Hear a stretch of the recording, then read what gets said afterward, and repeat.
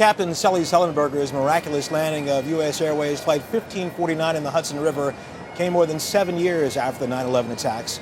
For the many Americans who have written Captain Sullenberger, the two events will always be bound together. John Blackstone has more. In the past decade, New York has been indelibly marked by two contrasting images from the sky. One of terror and one of triumph. It is Flight 1549. We do not know how many people were on board.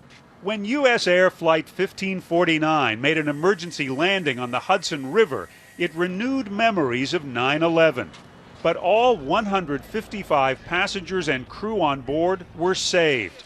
And for many people, the pilot, Captain Chesley Sullenberger, became the man who made things right again.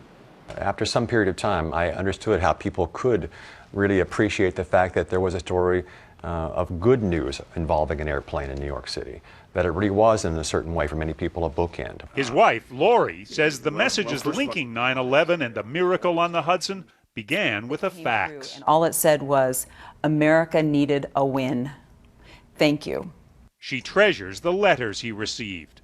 Dear Captain Sullenberger, we on the East Coast are still scarred by 9/11.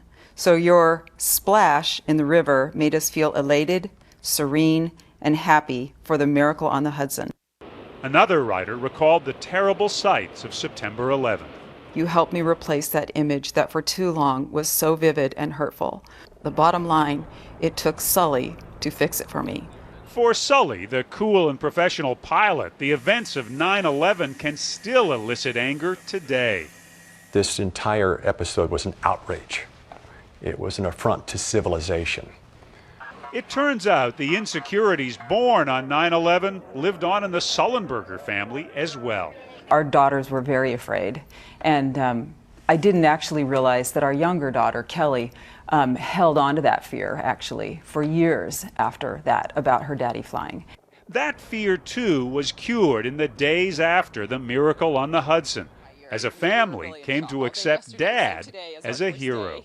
The girls went to sleep last night talking. I could hear them in the bedroom saying, "Is this weird or what?"